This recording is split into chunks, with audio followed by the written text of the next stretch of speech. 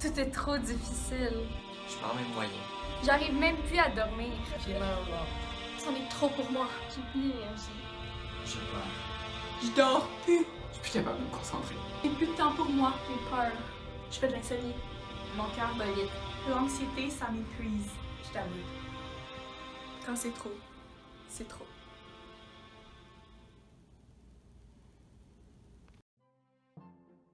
Commençons avec les causes du stress. Alors, les hormones de stress sont déclenchées lorsque le cerveau détecte une situation comme menaçante. Les causes du stress sont uniques selon la perception de chacun lorsqu'ils sont exposés à l'une ou plusieurs caractéristiques du ciné. On va avoir le C pour contrôle, l'impression que vous n'avez pas le contrôle sur la situation. Le I pour imprévisibilité, une situation imprévue ou imprévisible pour vous. N pour nouveauté, situation nouvelle pour vous. Et E pour ego menacé, situation menaçante pour votre ego. Poursuivons avec l'évolution du stress, qui commence bien sûr de la peur et qui s'en va jusqu'à l'angoisse. Donc, la peur. La peur est une émotion essentielle face à l'exposition à un danger ou à une menace qui déclenche des mécanismes de défense, la rendant essentielle à notre survie. La peur est subjective puisque l'imagination joue un grand rôle dans la perception de chacun face au danger. Ensuite, nous avons le fameux stress. Le stress est une réaction automatique à la peur. Nous allons produire des hormones de stress pour mobiliser l'énergie nécessaire pour combattre ou bien fuir la menace. Notre système nerveux sympathique va produire de l'adrénaline et de la noradrénaline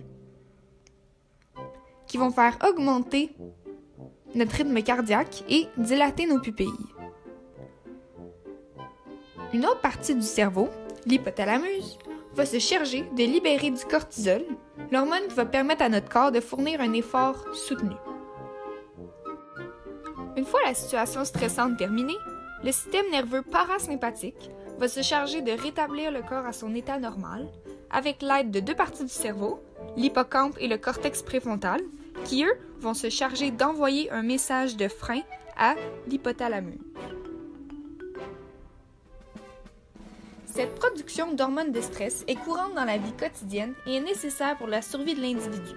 Il existe deux formes de stress.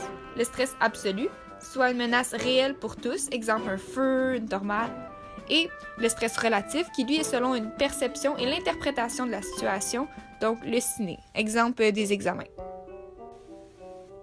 Passons ensuite au stress chronique.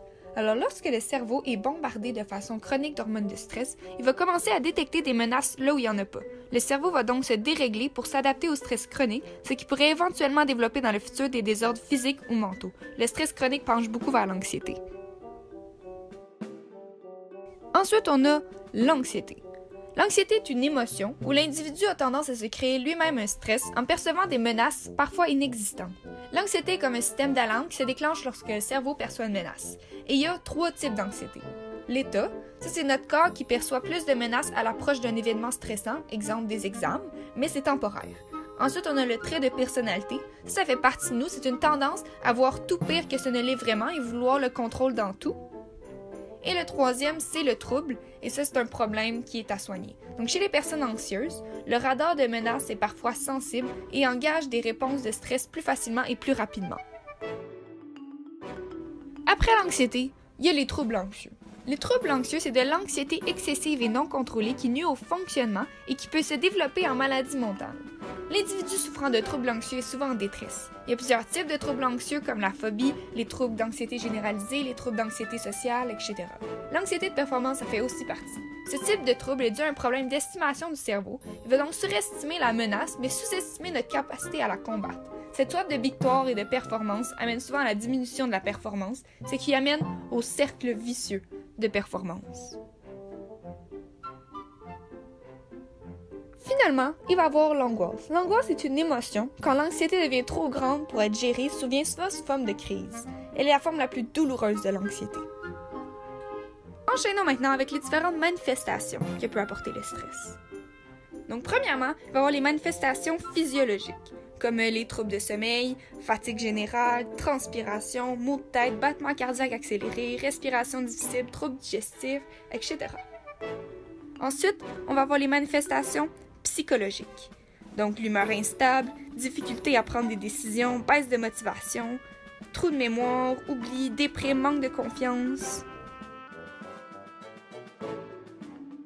Et finalement, les manifestations comportementales. Donc, avoir des tics et des manies, regarder souvent l'heure, fumer, boire davantage, éviter les situations, remettre à plus tard, vérifier les choses plusieurs fois, etc. Enchaînons maintenant avec les conséquences que peut avoir le stress. Donc, premièrement, la mémoire. Il y a 2 grandes étapes pour mémoriser. 1.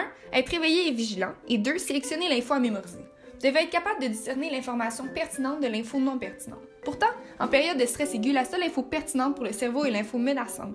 Il va donc diminuer sa capacité à mémoriser toute autre information afin d'assurer votre survie. Les trous de mémoire sont dus aux hormones qui, après avoir été sécrétées, vont remonter au cerveau et ainsi affecter votre mémoire. Pour les ados, ces hormones atteindront des régions du cerveau en développement comme le lobe frontal et l'amygdale. Ensuite, on va avoir l'énergie mobilisée non dépensée. Alors, le cerveau ne fait pas la différence entre le stress absolu et le stress relatif.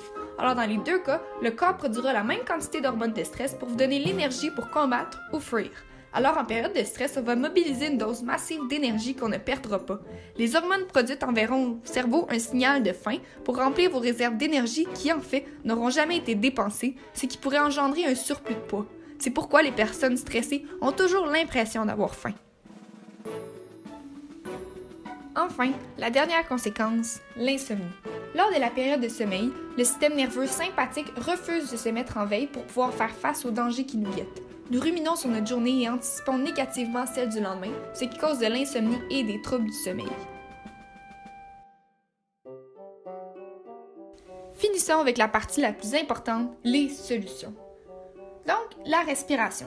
Inspirez afin de créer le plus gros bedon possible, puis expirez. Ces grandes respirations permettront de rétablir l'équilibre dans votre système et mobiliser de l'énergie. Chanter peut faire la même chose puisqu'une dose importante d'air va pénétrer dans votre corps et mener à l'extension du diaphragme. La deuxième, vous la faites déjà, écoutez de la musique. Donc, écouter de la musique classique fait adoucir la tension artérielle et le rythme cardiaque.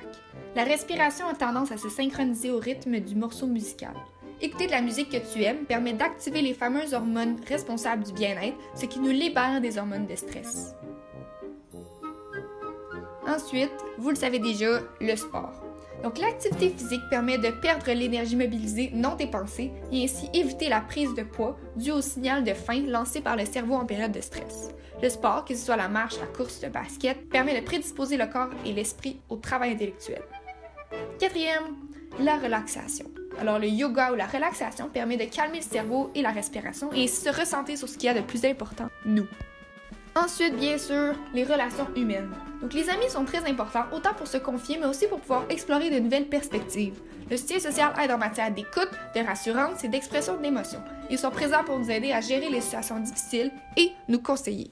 La dernière solution, la plus importante, trouver l'origine. Alors, la meilleure façon de diminuer la production d'hormones de stress est d'en comprendre l'origine et de mettre en place différents plans pour réagir autrement aux stresseurs. Vous devez d'abord trouver quelles caractéristiques du ciné te fait percevoir la situation comme menaçante, pour ensuite être capable de trouver un plan B, C, D, afin de faire face à la situation qui nous stresse. Si vous êtes incapable de trouver l'origine du stress, la thérapie peut vous aider à trouver et gérer ses émotions.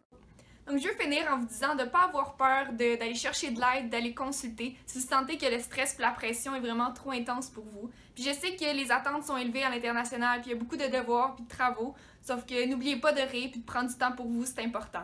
Donc, merci de votre collaboration et j'espère que vous avez apprécié la vidéo.